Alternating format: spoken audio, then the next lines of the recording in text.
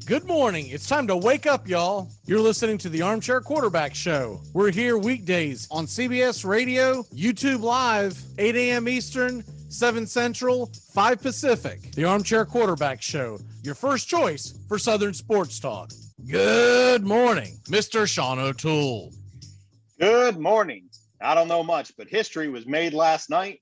I know everybody was watching. I know I was too. You see how I'm all decked out? That's right. Sabrina Ionescu, the first triple-double in New York Liberty history. WNBA regular season. Let's go. I'm just kidding. Spencer Turnbull no-hitter. It's beautiful. I don't know how to recover from that. Hi, I'm Mac McGinn. I don't know much, but I know one thing. Everyone's overrating that Kevin Pillar injury to his face. That, to me, just looked like a good old Saturday night in Middle Tennessee in the mid-'90s. You're listening to the Armchair Quarterbacks. And remember to duck. I want to thank the American people, most of all, for the selfless sacrifices that they're making. I can't believe you're a professional golfer. I think you should be working at the snack bar. You better relax, Bob. There is no way that you could have been as bad at hockey as you are at golf. All right, let's go. Oh! You like that, old man? You want a piece of me? I don't want a piece of you. I want the whole thing. Oh!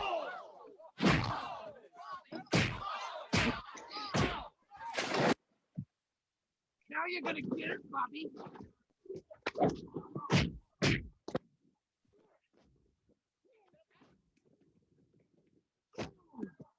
The price is wrong, bitch. I think you've had enough.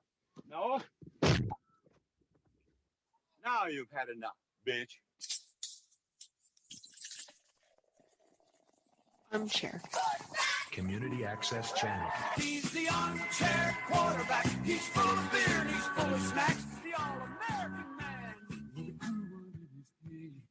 Hey, howdy, hi, top of the morning to you. Welcome to the Armchair Quarterback Radio Show. I'm Mac McGee, sit next to Sean O'Toole. If I can quit hitting the wrong button. There we go. Batting practice. And that's the second time I've done that in like a minute. I accidentally hit a Trump thing from last year. I'm like, oh Lord, they're going to cancel us for sure now. Oh, I heard it.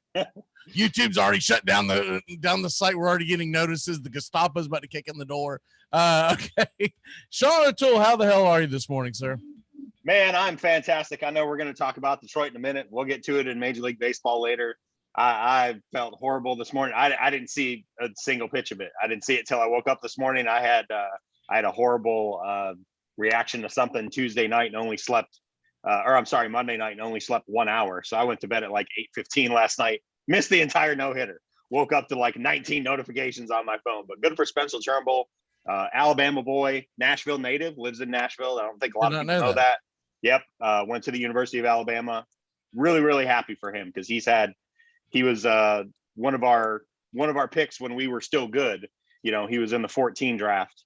When the Tigers were still good. Really great for him. I know we got another Detroit. I remember when he was drafted, and I remember there being a lot of hype around him. And he's been okay, here and there.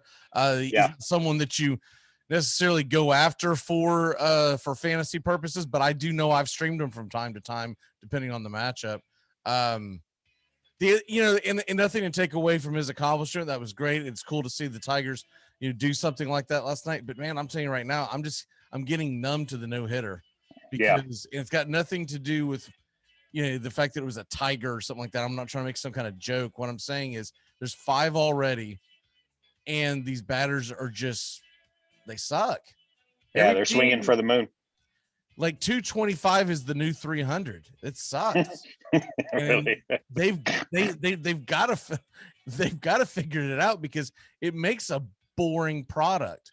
And look, I was pounding this drum 5 years ago, and now it's finally coming to fruition. The fact that everyone starts swinging out of their cleats and trying to hit a home run every single time. This is what you're going to get. You're going to get no hits. You're going to get strikeouts. Strikeouts are cool in a big situation, but you don't want to save like 15 of them a game per team because it's like the ball never gets put in play. But anyways, before we get into the NHL playoffs, which I really want to get into, there's a bit of a feud that I guess has been brewing for a while between Barstool Sports and ESPN ESPN yesterday. What I had to go back and watch the clip because I don't watch Around the Horn anymore. I still watch PTI, but I get when I flip through Around the Horn, I'm going to be honest. I see the faces, and if it's people I like, I'll watch. If it's people I don't like, I go, ugh. And Sarah Spain is number one with a bullet. She was on the show yesterday. So yeah, she's oof. Yeah. If I would have, she's rough. Yeah. If I would have been, I didn't look for it yesterday, but if I would have been and seen Sarah, I would have just been like, no, she might be an okay person outside of work, whatever, but her takes are terrible. And she always seems like she's forcing some kind of a cancel culture on something. And it's ugh. So anyways, I had to go back and rewatch it. And the take is that it's coming off of a Barstool Sports pod with Dan Campbell, the head coach of the Lions. Yeah, he's big talking, cat. Right, and he's talking about wanting to have an actual lion on the sidelines for Detroit, kind of like the way they do with LSU, is what I'm. But a lot of it was tongue in cheek, and the fact that he was talking about have the lion do his business at midfield during practice to make his players tougher. I didn't listen to the podcast, but from my understanding, it was very tongue-in-cheek and joking around. ESPN then turned around and then made it a serious conversation as far as should they be doing this and da-da-da-da-da. And I went back and I rewatched it, and I don't think it's as extreme as the response. Now, the response are funny from Barstool and Tony Reality, because it's not them. Tony Reality comes in and he apologizes, but which I don't think he needed to do. But Tony's always been like the ultimate politician, so he's going to. He's the high school principal of that show for sure. Well, just for ESPN in general, I always feel like it's never going to shock me if all of a sudden Tony's running for governor, because I'm like, he's always like trying to kiss everybody's ass on both sides. So if I were him, I would have been like, I stand by what we did, because I went back and watched. I was like, it's really not that big a deal. And they didn't focus on the fact that it was Barstool Sports. It was just kind of a comment, whatever. Was it an overtake? Yes. But at the same token, they're just trying to fill a television spot for 60 seconds talking about a lion taking a dump on the field. Right. And so it's going to get people's attention. So I get it from the production side of it. I don't think it's the biggest thing in the world. And, if I was going to take someone to task, I will take ESPN to task every time that I feel like that they're in the wrong. But I just don't think it was a big deal. What say you? As the resident Lions, I don't know. As the resident Lions fan of the Armchair Quarterback Network, I have to say, first of all, that the humor is coming from the fact that this is a real thing that the Lions owners did in the 1950s. You can find pictures of it. They had a pet lion. Okay. So I think Dan was coming from there. Listen, I'm on the record saying I love Dan Campbell. I love everything about this dude. I'm really excited to watch the Lions this year. I can't tell you the last time I said that statement. This is the kind of stuff that really bothers me, and is why I really don't watch much sports coverage, especially any kind of opinion show like Around the Horn or PTI or really anything. Why I just really don't watch anything on TV at all, because when you're not showing, when we grew up as kids, right, ESPN2 and ESPN News, we had ESPN Classic, right? They would actually show sports from time to time, and now they're filling 18 hours a day with opinions people, with talking heads, and they're going to manufacture crap like this. What's funny about it drives me crazy. What's funny about the comment, Sean, is that in the middle of this, Woody Page chimes in. I didn't even know he was on Twitter. Woody Page chimes in. He goes, they'll obviously haven't seen me recently because I'm funny too. Because they're saying that the comments were that ESPN was taking it too serious, right? And da da da da da. He's like, oops, and everyone just goes in and just berates him and says, "Look, you old fart, get out of the way. This is Twitter." ESPN has some. And I still people. Like Woody Page, man. I don't care what anyone. I like Woody too. If I see Woody on Around the Horn, I actually am likely to stop, even if someone terrible is on there with them, which 9 times out of 10 that's going to happen. But I still like Woody because he makes me laugh. There's a lot of them that I do like. Don't get me wrong. Around the Horn, like I love Kalashaw. I think he's great. Kalashaw's great. I'm forgetting the one gentleman's name. It's skipping me. He's got the beard. He's bald. Jeez. Kevin Blackistone. Yes, Blackistone. Most of his stuff I like. He'll go a little woke sometimes, but whatever, sometimes you get hit on the head and you forget who you are or whatever. Sometimes when in Rome. Yeah, exactly. Well, that too. So maybe he's going to be a part of the ticket, the Reality Blackistone ticket for the governorship of New York, because I guarantee you they have a certain someone's not getting reelected. They have Emily Kaplan on Around the Horn a lot. She's one of the few people I'll stop and pay attention to. She's not bad. She's not bad. She is one of the best NHL writers literally ever, and she's 27 years old. She's a prodigy. She's 27. Anybody, I think she's 27 or 28. She's really young. First of all, how do you know her age? That's creepy. And then the other thing is, she looks. You can wiki. I don't mean to say this to be mean, but I thought you can wiki people. I don't know what that means, buddy. But this is a family show. Wikipedia. Don't be wikiing people on here. Okay? Here we go. I'm gonna need to see your hands at all times. I honestly thought she was older than that, and I don't mean like she's really young. I don't mean she looks like hell. I mean she just looks older. So I don't know how to get out of this without moving on. But yeah, we need to move on. It's I not was a big guessing deal. late 30s, which, anyways, but she's not bad. The one that you like that is just terrible, that's all over the NFL Network. If I see her, I'm out too, because she is just so phony. I can't think of her You're name. referring to Mina? Yes. Yes. Okay. Joey and I have had many conversations on Thursdays about you liking her and how the hell dare you, and that kind of thing, because she is just nauseating. But it's not the show, it's the participants. And so it's just like if I turn over PTI, if it's not Tony and what's the name? I'm drawing a blank. Michael Wilbon. Right.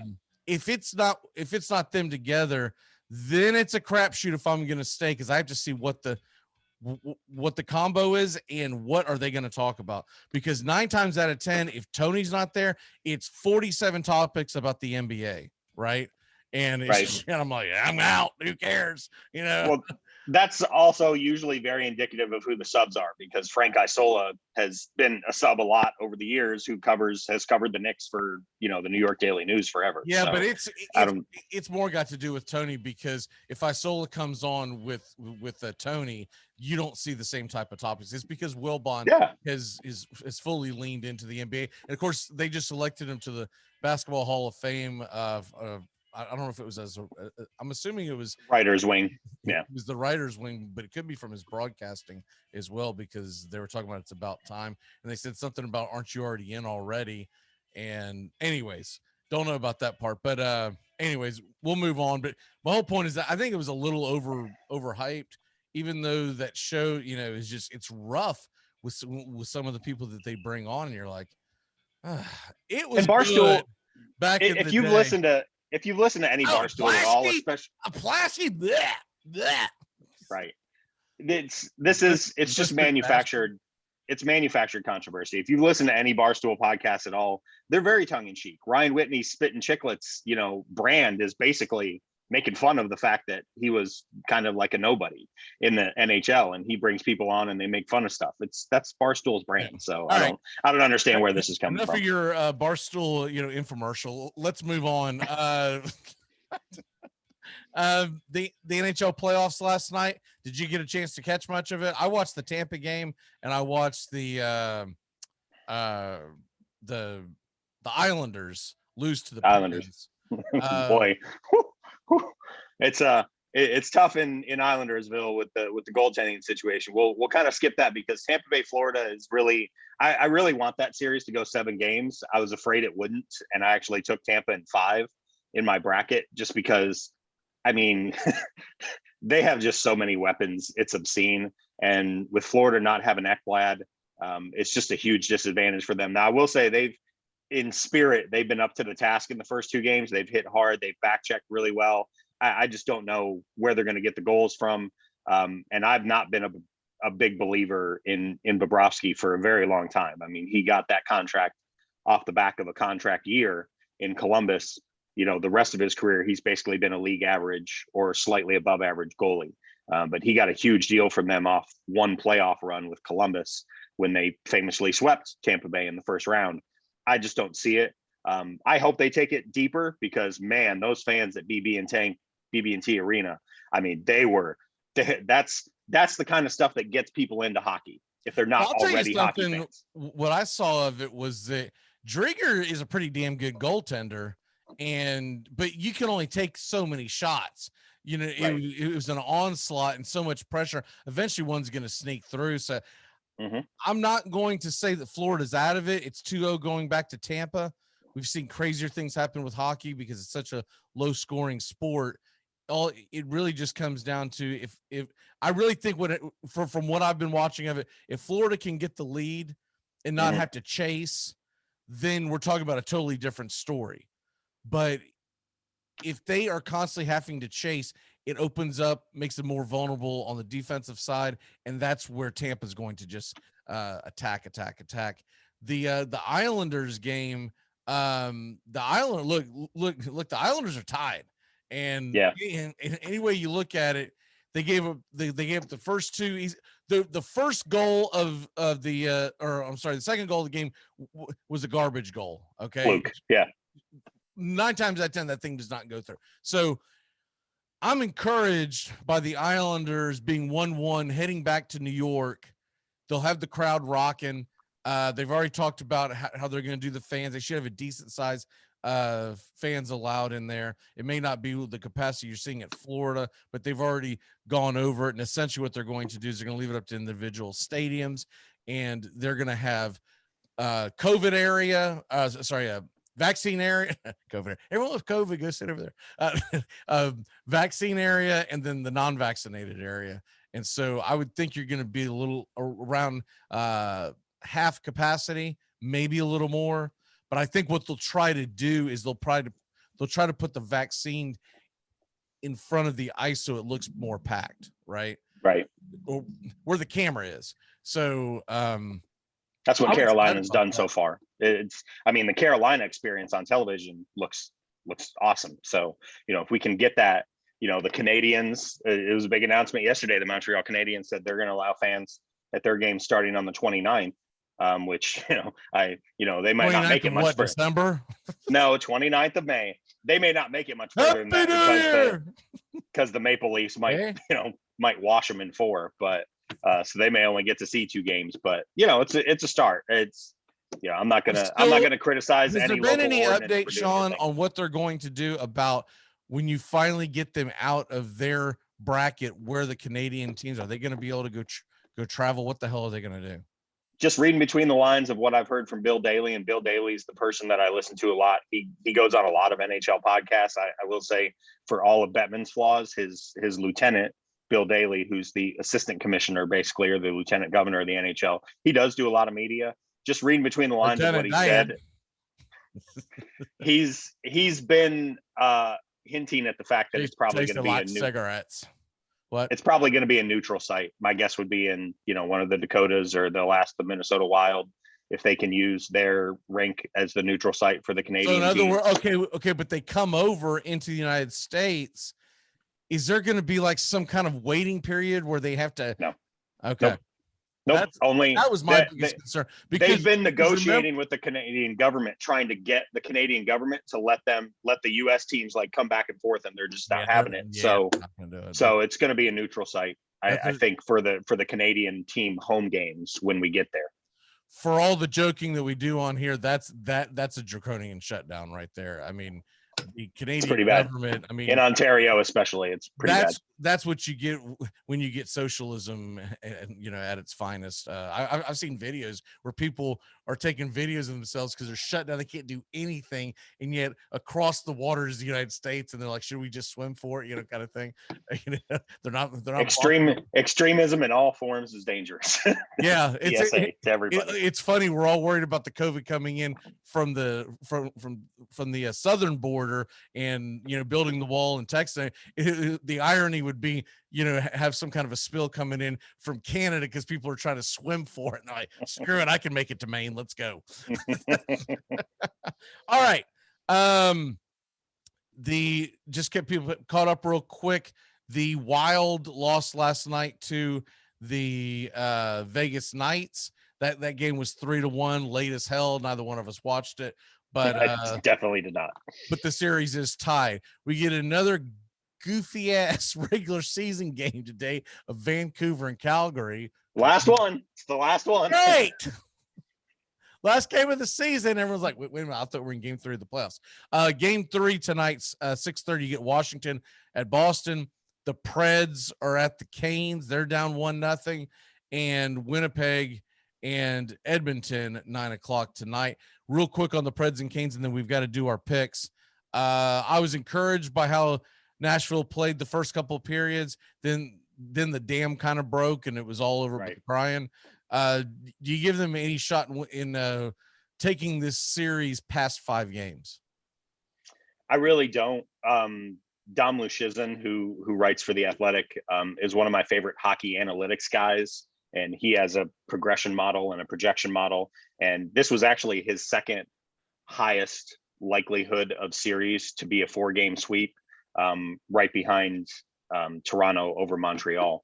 So it's just so unevenly matched. I mean, Nashville really only goes about 5 forwards deep and, really 3 defenders deep. And Carolina's one of the deepest teams in the league. I mean, I haven't seen how they're going to reseed everybody once the brackets are done and once everybody comes out of their divisions.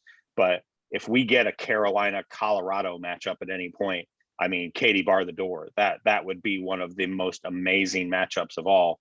Carolina is really good. I mean, they're in some order either the second or third best team in all of the National Hockey League. They have good goaltending, and Nashville just doesn't have the guns to withstand it. It's like one side with 4 guys who can fight, and the other side has 15 guys who can fight. It's just going to be so difficult for them to take it past 5. I wouldn't be surprised if they took it past 5 because they got a lot of heart, but they're just so outgunned and outmanned, especially in the forwards. I'm hoping that they pull off a shocker tonight because it would really galvanize the fan base for the 2 games coming back to Nashville. Yeah. I just don't want to see them swept is the big thing. I want to see them swept on their home ice. I hope they at least get 1 game, which I think they will. And past that, so we've seen crazier things. We've seen hot teams all of a sudden get ice cold and can't find the net, and then all of a sudden a 2-0 lead is no longer insurmountable. They're fighting for their lives in game 6. So we'll see what happens there. But we've got to move on to our DFS lineups and our picks of the day because we keep forgetting to do the picks of the day. I'm going to be dedicated to doing this. So before we do anything else, let's hit the DFS lineups, and then we'll do the picks of the day.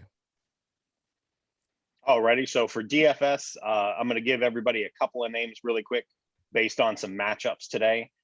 Probably my favorite matchup of the whole day is any Cardinals that you can get at value. Jump on them as fast as you can. Now, when I say Cardinals at value, I'm not going to give you Nolan Arenado. He's not going to be a value. He's going to be like 9,500, 10,000, depending on where you look. But a very, very favorable matchup today at home against the Pittsburgh Pirates, and specifically against Trevor Cahill, who's somebody that we've all streamed for a 2-start week and regretted it about 3 innings in. He's a guy that gives up a lot of hard contact and a lot of exit velocity. Right, exactly. This week. I was like, what the hell? A lot of exit velocity. So if you can get him on the cheap, and you probably can, guys, I would look at our Tyler O'Neill, Harrison Bader. I'll tell you 2 pitchers that I like real quick is Rogers of Miami at 9,100 and Ohtani at 7,400 against Cleveland's offense. I like those a lot. I know Ohtani tends to give up walks, and that sucks, but he's also electric with the strikeouts. So I really like those guys. So you're talking about stacking St. Louis Cardinals? Stacking all the Cardinals hitters you can find. I in the mornings always fill myself out a lineup, so I'm kind of aware of what's going on. I'll give you a couple ones that I like that are cheap that you might be able to really take value of. Tonight, third base, 3,800, Austin Riley. He's been getting hotter and hotter, and he's facing a lefty tonight, so I really like that matchup. Christian Yelich is coming back. He's only 4,600. and he's in KC. And if he might have a lot of rust, and I get that, but he's also Christian Yelich, and he may not. So I'm going to go ahead and throw that out there. I like those two a lot. The rest of my lineup, there's nothing to, get crazy about. I do like Jared Walsh at first base for 4,600 a lot. And I do in Haniger going up against the Tigers tonight. Usually when a team gets no hit one night, the next night they come roaring back. And so right. I like the righty lefty matchup there. Did you have anything else before we have to jump to the pick'ems? No, we'll do the pick'ems. Just against the spread was all I had. We'll do that. Oh, okay, cool. So what game are you going for today? So going back to the NBA playoffs really quick, a couple things that I really like. The Lakers -5.5. You're not going to get a lot of value on it. It's -110. But I'm seeing a lot of people, pumping the Warriors out there. And I don't think people have watched enough Warriors games to understand what the Lakers are going to do. They're going to double Steph Curry and they're going to force somebody else to hit open shots. And the Warriors don't really have a lot of guys that can do that. Maybe one or two. I think this is going to be an absolute bloodbath. I think the Lakers are going to wipe the floor with them. So the Lakers 5.5. And if you can get a parlay on it, like there's one on BetMGM and there's also one on DraftKings. The Lakers and the Grizzlies, both to win is +145. Not the greatest odds in the world. You would be forgiven if you haven't watched a lot of Spurs games this year because they're not super watchable, but they don't really have anyone that can deal with Ja. And with Derek White out, they don't have anyone that can score. So I'm going Grizzlies and Lakers tonight. If you can get some value on it, grab it if you can. Well, which one are you going with? Because this is a pick 'em. So which game are you picking? What line? Lakers -5.5. Lakers -5.5. Okay. And then real quick, I'm taking Trevor Rogers and the Marlins in Philly. It's a +114. It's a good grab. Rogers is going up against Eflin. Eflin's been pretty good, but something people may not know, how every team's got their Achilles heel.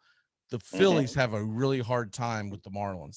They have for years, and I like Rogers getting there. And plus the fact that it's a +114, I'll take that any day of the way. If people haven't watched Rogers, he's a strikeout machine, and he can keep the score low. I also kind of like the under in that game. It's 8 because I think Eflin is going to keep the game low as well. All right, let's take a really quick break. When we come back, we're going to dive into the playoffs.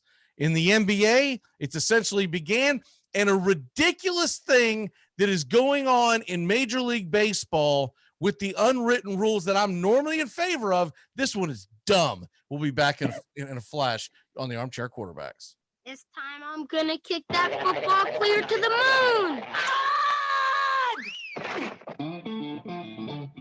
moon. You're listening to the Armchair Quarterbacks on CBS Sports Radio, #1 sports station. Slide here is your ex. But if that's the call, Mike, Will, and Sam all have to know they're shifting. Open palms to post, thumbs ups to crosser, thumbs downs and out. Trevor, why don't you get up here and draw that for us? Playing real football is hard. Playing fantasy football when you got the Armchair Quarterbacks by your side makes it a lot easier. Make sure to join the Armchair Quarterbacks right here. We'll answer all your questions, pickups, trades, you name it. You want to win your league? Then listen to the Armchair Quarterbacks. Fantasy football time. Bears beats Battlestar Galactica. This portion of the show is being brought to you by Honest Ed's Used Cars, where every car we sell is backed by an ironclad guarantee that is so complete and comprehensive that we really don't see any need to put it in writing. And remember Honest Ed's motto, if any used car dealer anywhere in the country says he can sell you the same car cheaper than we will, then he's even a bigger liar than I am. And remember, if you'd like to learn one of life's most valuable secrets, just send $20 to the announcer in care of this station. Tom has been a teacher for over 40 years. One day, I think one of the students had asked the question and he didn't remember the answer. And I also noticed that he was letting his class out earlier than they were supposed to let out. I was really starting to worry. Levi and I talked about how it would change our lives, but he was there beside me. When something feels different, it could be Alzheimer's. Now is the time to talk. Visit alz.org/ourstories to learn more. A message from the Alzheimer's Association and the Ad Council. Hello? Hi, is Mark there? Yeah? It's me, Shannon. We met at Jack's party. Yeah, how can I forget? Wow, how you doing? I haven't heard from you in, 9 months. Armchair.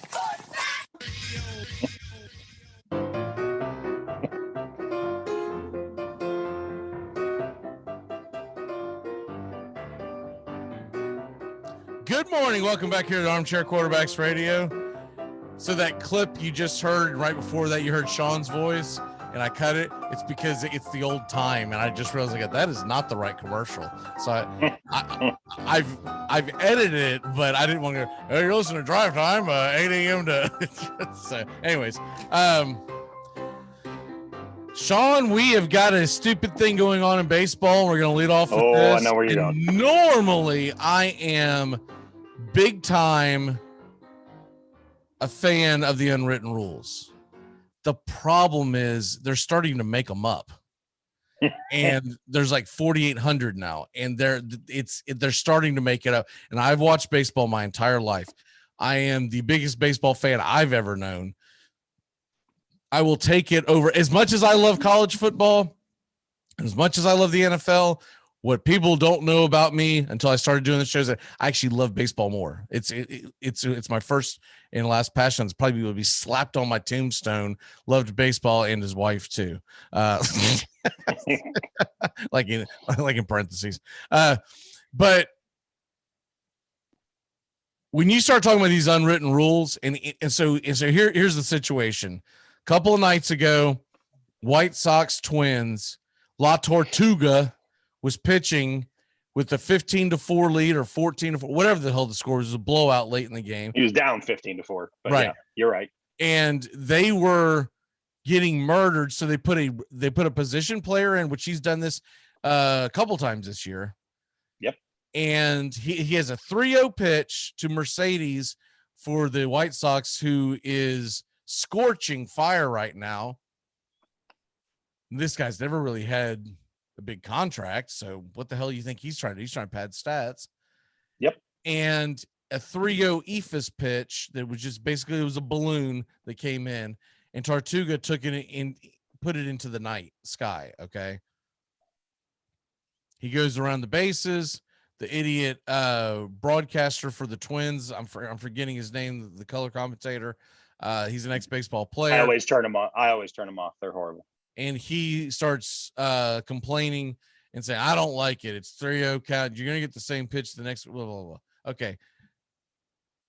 Here's the thing. And I'm all about the unwritten rules in baseball. I'm always all about, I still say, and I know I'm in the minority because a lot of the, the kitty fans out there think that it's great to show up the opposing pitcher and flip your bat at him and all that stuff. I still say that's unwritten rule. You give the man a rib sandwich. It is what it is. But a 3-0 pitch, I've never heard that in my entire life until just recently, that was an unwritten rule in baseball, that you don't swing at it. Because they're talking about not swinging at a 3-0 pitch in baseball when the game's a lot closer. Yeah. And I'm like, what the hell are you talking about? You used to sit dead red on 3-0 because you knew what was coming. Yep. It gives you the advantage. Why wouldn't you want to be 3-0, right? Why do you want to take it to 3-1? Then at 3-1, you don't necessarily know, because the opposing pitcher, now they kind of got you, in a place where if you take this one and go down 3-2, then it's any man's game. And so a lot of pitchers will throw it right off the plate on 3-1, right? So that's the stupidest thing. And then to add to it, and then I'll give the mic to you. If you don't want a guy blasting a home run into the night when you're down 15-4, don't put your fat ass DH out there to pitch. If it's that big a deal, then go. You can't have it both ways. You can't say we're not going to burn any pitchers because this game's out of hand and who cares, and then turn around 2 seconds later and say, well, I care about the fact that you're scoring another run. No. The only people that should care is if it's like fantasy baseball related or something, right? But this and so anyways, to cut to the chase, I think I left this out. Last night, the Twins threw behind Mercedes.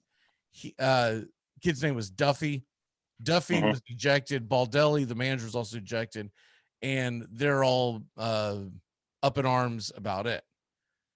It's a manufactured hatred over a stupid, non-existent, unwritten rule. What say you? Right.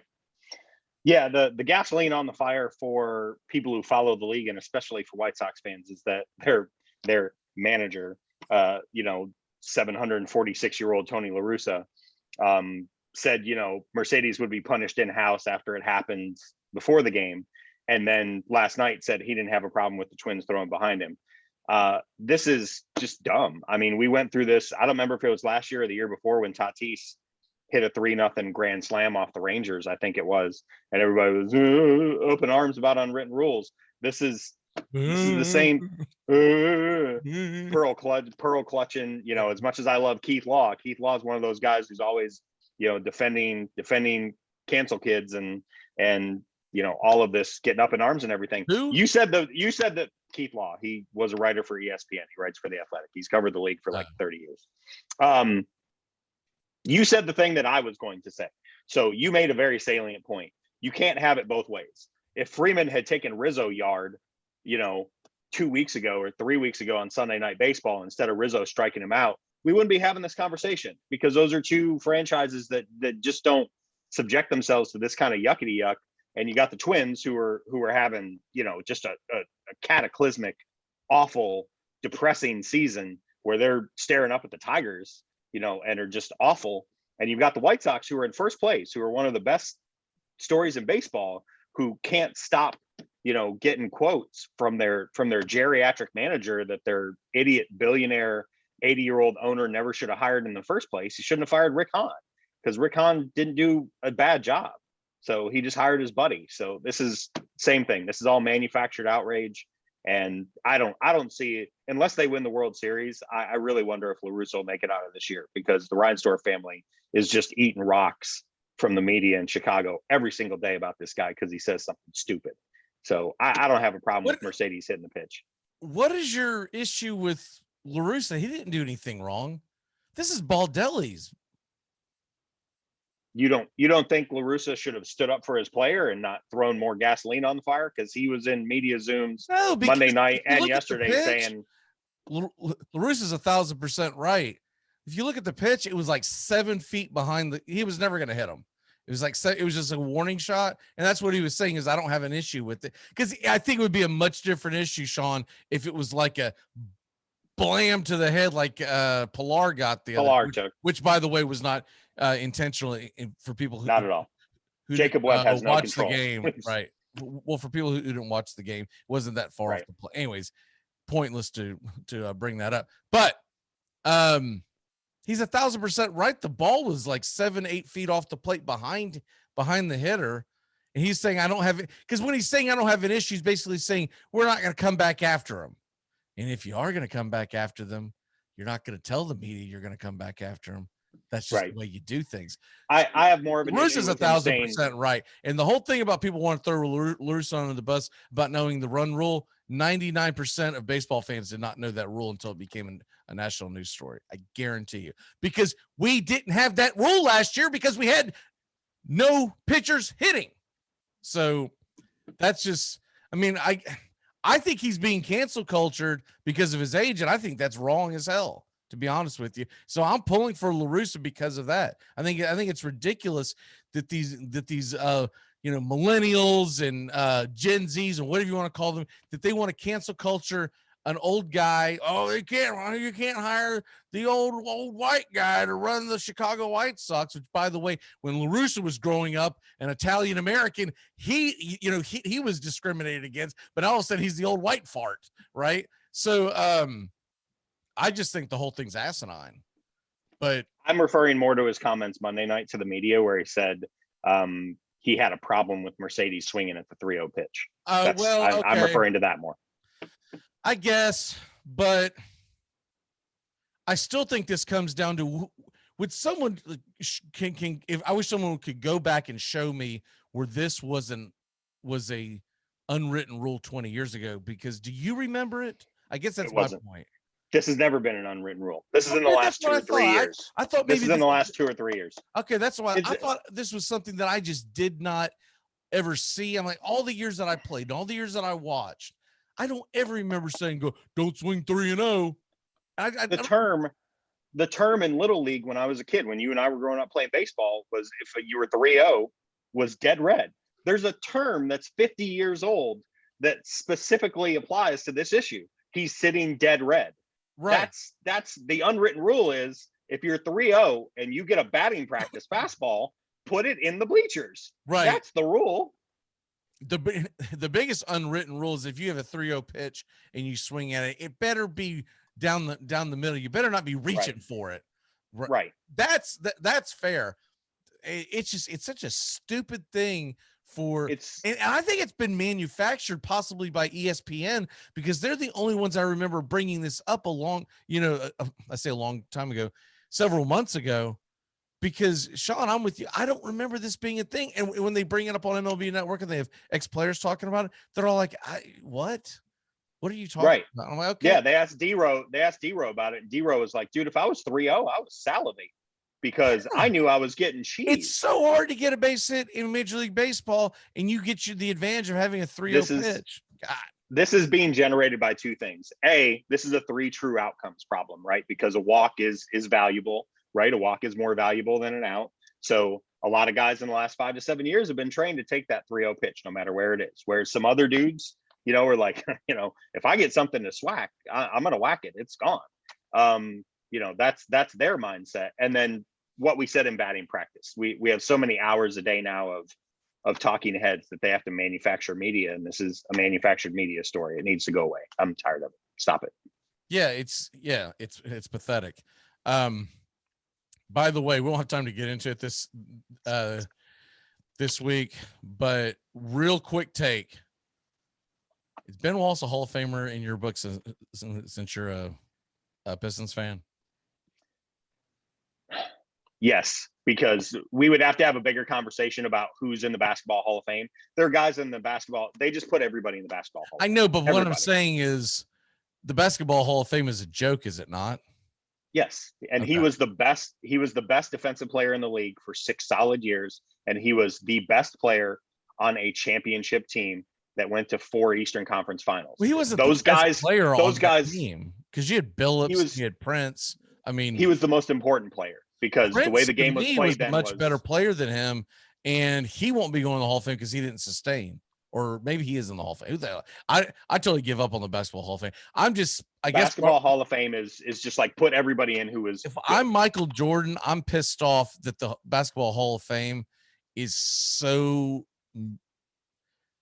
What's the best word for that? It's like the bar is so low to get in that a Jordan and a Bird, who should be much more revered, I almost think that they've got to come up with the second National Basketball Association Hall of Fame, and you only put the elites in there, right?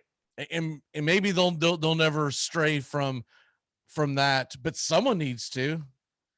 We were doing that for the Armchair Quarterbacks a couple of years ago, and I'm really tempted to bring that back, the Armchair Hall of Fame. I think we're going to do that in the very near future. So get ready of that, because we call it the Hall of Unworthy, and we take people out of Hall of Fames, and then we put people in our Hall of Fame. And if you're in our Hall of Fame, damn it, you earned it. We'll do that down the road. Put a pin in that. Remind me, because my memory's shot nowadays. But anyways, here we go. NBA playoffs. I thought I had my soundbite, but I guess we haven't talked about the NBA playoffs in so long I deleted it or something. But here we go. We're going to give it an honest try this year. The NBA playoffs are underway-ish. Last night, 2 games, incredibly boring. Neither one of them close at any point. Celtics knock out Washington. The Pacers officially eliminate Charlotte. So the Pacers and Washington will play tomorrow night. Boston is in. I was pulling against Boston. I didn't watch the game, but I was pulling against them because the game started too late is why I didn't watch it. I went back and watched the highlights. But I wanted Boston to not play Brooklyn the first round. I wanted them to have a puncher's chance against Philly. So we don't have a time to do a deep dive in all these, but what I wanted to do is go through the first round and you give me your honest engine opinion of who's going to win and how many games. And I think Indiana is going to beat Washington. So do I. And I think Indiana is going to be formidable against Philly if they get in. If it's Philly versus Washington, I think it's a boat race. But I think Indiana can cause some issues. Now, if they win tomorrow night, is that for it all? That's what's been so confusing. Is that winning get in, or do they still have to play another game because one's the higher seed? Yeah, the winner of the 8-9 game tomorrow night, which is between Indiana and the Washington Wizards, is the 8 seed, and the other team is eliminated from the that's what I thought. postseason. See, That's the how it problem works. problem is last year they did it totally different. It's confused the hell out of me. So and so you got the same situation tonight. The loser of the Spurs Memphis game is eliminated. The winner takes on the loser of Golden State LA. We kind of chatted back and forth yesterday about this. I think Golden State has a chance to upset them. At the time, I thought it was being played in Golden State. Now that I see that it's being played in LA, I might be walking that statement back. But if Steph Curry gets hot, you never know. Right. I would love to see Golden State upset Lakers, and then you would get a Friday night winner take all game between Memphis, San Antonio winner, which I'm going to say Memphis is the better team, but I haven't watched them a whole lot. I'm just going off of the fact the records, and I looked at some of their stats.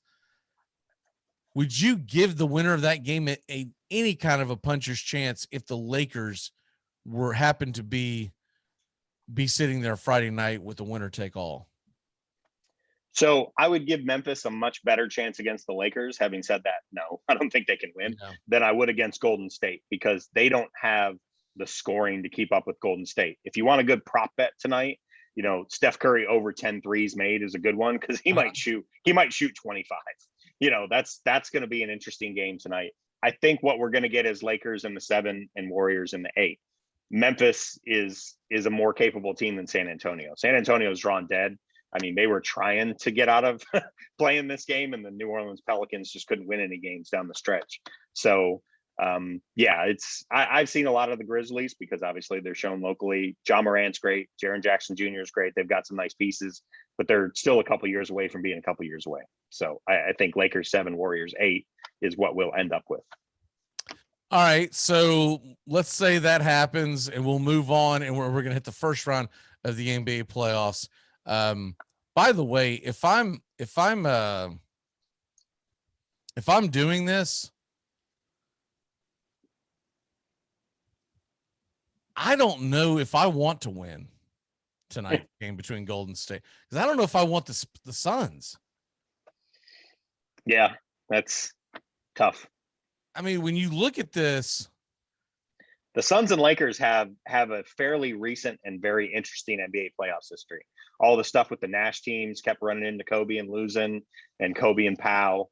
That would be really interesting from a narrative well, with standpoint. The injury to the Suns, the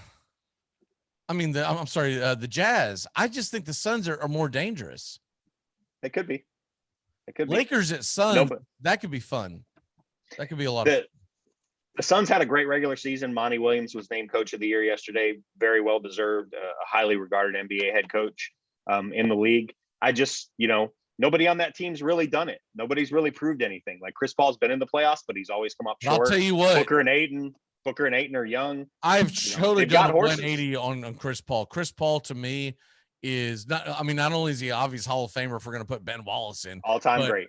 But he is an all-time great because everywhere he goes, they say he's the problem. They send him elsewhere, and he wins. He just wins. Yeah. And so he makes your team better. I am Team Suns this postseason. That's who I'm pulling for, because the Celtics have no shot in hell of getting past the Nets. And so I'll be surprised if they win a game. And even though, basketball is not the most important thing to me right now, he doesn't need it to be important because he's got the beard and KD to knock out the Celtics. So I'm not worried about that. By the way, the schedule for Saturday has been released. You're going to get Heat's Bucks at 2:00. You're going to get Mavs Clippers at 4:30. Celtics Nets at 8:00, and Trailblazers Nuggets at midnight. At midnight. It's like 10:30 Eastern. Yeah, 10:30 Eastern. It's at 10:30 Eastern. All those games are on ESPN, but the Celtics game will be at 8. Will be on ABC, but it's still the same Disney. It's all on Disney. That's all you need to know. Sunday's games, they have not released the times, but I'm going to guess that the 76ers game is going to be the early game, like around 1:00, and that Hawks Knicks, which is a fun series, will be around 3:30, and then that would give you most likely the Suns versus Lakers in prime time around 7 or 8:00, and then the Jazz game nobody's going to watch because it's going to be ridiculously late. It's going to be against Memphis or something, and so we're like, whatever, dude. Real quick, because we're going to run out of time here in a second. We'll just go series by series. Heat's Bucks, who wins how many? I'm going to go Bucks in 6. Competitive. Bucks in 7. I think the Heat are going to really push them to the limit. It wouldn't shock me if the upset. I haven't been sold on the Bucks. There's something missing on the leadership side of them, as far as in the clutch time. Yep. As good as the Greek Freak is, he needs a Robin that he doesn't realistically have. That would be a phenomenal place to put Chris Paul at, by the way. Next one, Mavs Clippers. Who you got? Clippers in 5, and I don't think it's going to be particularly close. Wow. Okay. I'm going off the fact that the Clippers underperform. I see Clippers in 6 because I just don't think they're going to. And last year, that was a great matchup, even though I know a lot most people are like, what are you talking about last year? They played basketball last year. But it was a phenomenal series. I'm pulling for whoever can knock out the Lakers. So I think it's the Clippers. So I don't really want the Mavericks to win, but I do like a lot of the players on the Mavericks. At the same time, Mark Cuban's a puke. So what do? You're damned if you do and you're damned if you don't. By the way, why are we taking such a long hiatus here, NBA? 2:00, 4:30, 8:00. What are you doing to us? It's Saturday. Local news, man. Got to let those NBA viewers watch their local news. Those are the people that are tuning in for the NBA, right? Forbes and people like that, folks that watch the local news. Yeah, but on Saturday, the news runs much earlier. I got nothing, man. I guess what I'm saying is, why not do it 7:00, and then you get the other one going by 9:30 and not freaking 10:30. All right. Trailblazers Nuggets. This is my upset special. Blazers in 7. I don't love this matchup for the Nuggets without Jamal Murray. And I think I don't know that they're going to bottle up Jokic and Porter and Gordon, but Dame and CJ have done it in the playoffs before. All right. I'm with you. I think Portland's going to beat them, mainly because Denver took a couple of heavy blows this year, and I just don't know if they can lean that heavily on their star to come out night after night and basically carry the load. Blazers were sneakily the best team in the league the last 15 games of the year, 13-2. They're coming in hot. Plus, I knew you were going to take them anyways because of your fantasy baseball name or basketball name or whatever the hell it was we did. Love me some Dame. Was it I don't know. What the hell were we playing? Ping pong? The next game, so these are all guesses, but we are going to guess that the 76ers will play, and you just tell me who's going to be there and how the series goes. Yeah, I think it's going to be Sixers-Pacers. I think the Pacers win tomorrow night, just because I like to see my 14-year-old son happy. He was very happy last night. But the terrible matchup for the Pacers. I think the Sixers are coming out of the East. They've been my pick the whole year, and this could be ugly. I'll say Sixers in 5, gentlemen sweep, but it could be 4. I've got the Sixers winning against the Pacers, but I'll give your little man hope. I think they win in 6, but it wouldn't shock me if this thing goes to 7. I just think Indiana can pose some problems with the Sixers, and I still, when it's all said and done, I don't know if that internal fire is there with the Sixers, and I've got to see it. They've definitely shown a lot this year. They haven't done it in the playoffs, and so that's where we're at with that. Next one, Hawks Knicks. This is my favorite one of the entire playoffs. I'm taking the Knicks in 6. I think this is a series I'm going to watch. What say you? Knicks in 5. They played the Hawks. They played the Hawks rugged this year, and everybody's going to see Trae Young's faults, especially as a defender. I just figured Trae Young will get hot enough for them to squeeze out too, but I don't think it'll ever be a situation when you're like, man, the Knicks could lose this series. Like, in other words, the Hawks have nobody to handle RJ Barrett. He might score 45 a game. That's true. And Randall and Barrett, they're just monsters. And when Zion comes and joins them in about 5 or 6 years, it's going to be over. Man, that crowd in MSG is going to be something. I can't wait. I used to extremely hate the Knicks being a Celtics fan, but that rivalry just doesn't exist anymore. So I am kind of pulling for the Knicks, to be honest with you. I pulled against the Knicks because I was told I was supposed to. I don't live up in either one of those cities. Who gives a damn? I'm pulling for the Knicks, and I like a lot of their players on the team. And it's a cool story. Basketball needs New York to be good if they're ever going to get their fans back. As long as the dopes don't do the LeBron James thing, basketball can recover if the Knicks are relevant. Real quick, we just got to rattle these off because it's almost time to go. Suns. Who knows? Suns, Lakers. We'll just regardless of who it is, I'm taking the Suns in 6. I would probably say in 5 if it's the Warriors, but the Suns in 6 for me. I don't think. I think the Lakers are in trouble, and I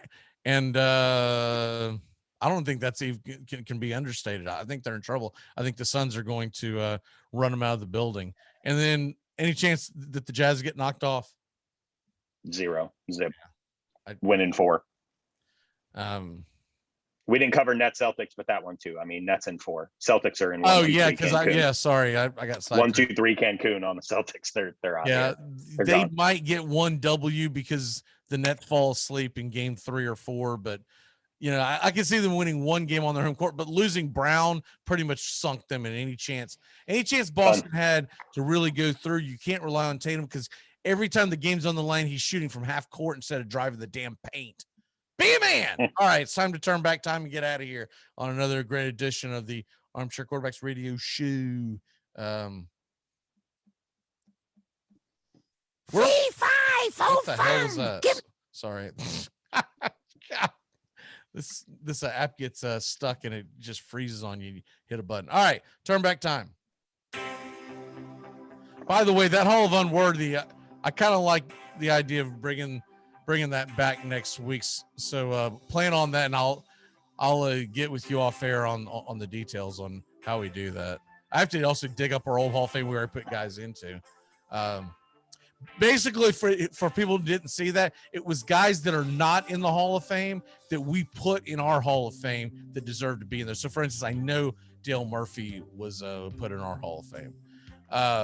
And then our Hall of Unworthy are guys who were in the Hall of Fame. Because get them the hell out of there, Harold Baines.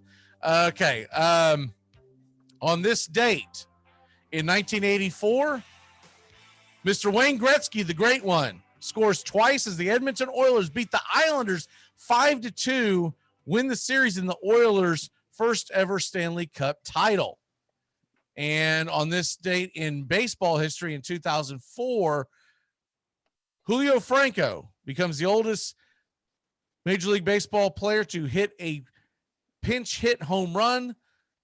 The first baseman was 45 years old, 269 days when he accomplished the feat. Still one of my all-time favorite jerseys that I had, and I don't know what the hell happened to it. I'm still pissed about that.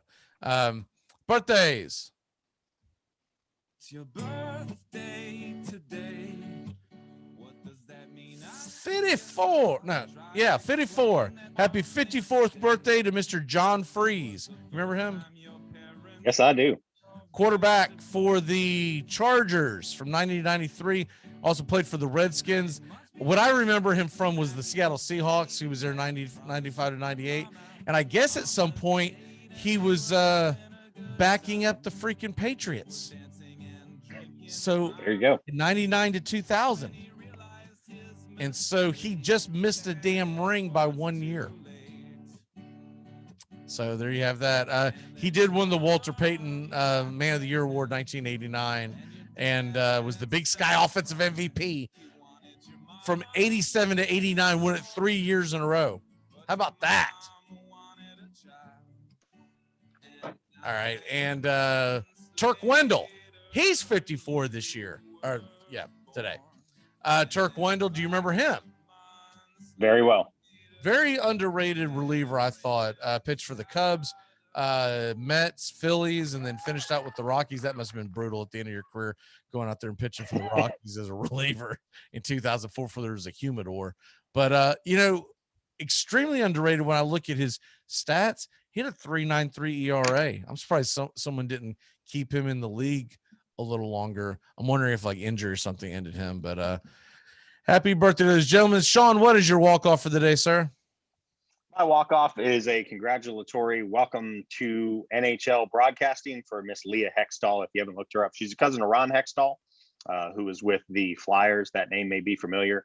She was announced as ESPN's primary NHL play-by-play person, has covered the league for 20 years, has done a lot of local radio, has done, women's hockey as well, has done Olympic hockey.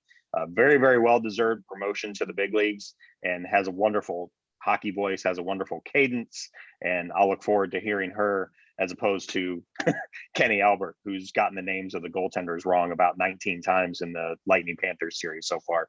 Can't keep straight who's Vasilevsky and who's Bobrovsky. What they need to do, they both end with ski. It must be really hard. But what they need to do is hire Beth Mallins for your hockey. Get out of here. Pleasure.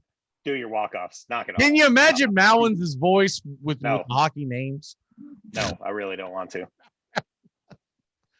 Mallins doing play-by-play. James Forbes as the color commentator, trying to pronounce anybody in the world of hockey. That's just, that's gold, baby. That's gold. There you go. My walk-off today is Braves. You got to get a W, son. We didn't get a chance to talk about it yesterday, but the bats are ice cold. I'll be going over that in the Braves country today, which is coming up here in a second. But wow, but I will say this: the bright side is Tucker Davidson looked pretty good. He was solid. Looked great. He looked like to me like a young, unpolished Tom Glavine. He's not going to blow you away with his speed, but I did like the hook that he was throwing on people, and the one that Villar got into and just roped was just, it was just nasty. But I thought all in all, they did a pretty darn good job. And Will Smith is not a Major League Baseball closer. He's just not. Nope. Setup man, middle reliever. He's a setup man. Still missing a closer that they paid closer dollars to. And the one that I really want them to get, because I think the Cubs are going to be selling, I'd love to see them get Kimbrel. I just don't see it happening because he's due to make 14 and 15 the next 2 years. The next 2 years. All right, brother. Yep. Great job. We will see you on Saturday for the payoff pitch at 10 a.m. Eastern here on Armchair Quarterbacks Live. And have a great rest of your day. Go Braves. Go, please. Goodbye, sweetheart. Well, it's time to go. We're back tomorrow with another show. Well, unless we're fired, we'll talk to you then. Goodbye, sweetheart. Goodbye. Goodbye. Guys and gals, it's time to go. We'll see you on the next show. Same bat time, same bat channel. Thanks for listening to the Armchair Quarterbacks on these CBS Sports affiliates and catching the show on YouTube Live. We're here weekdays, Find Armchair Quarterbacks on YouTube Live today. Please subscribe and share and take us everywhere you go. The Armchair Quarterbacks, your first choice for Southern sports talk, live from the First Coast. Gonna get another